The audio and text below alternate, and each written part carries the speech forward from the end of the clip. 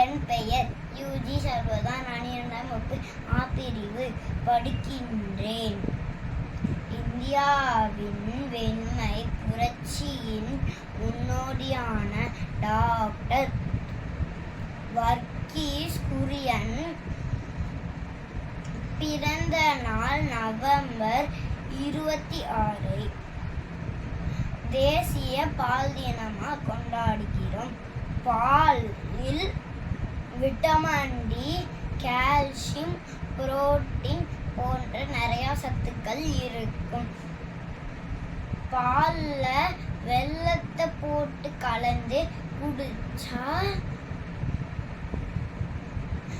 மலச்சிக்கல், அஜீரண கோளாறு வராது.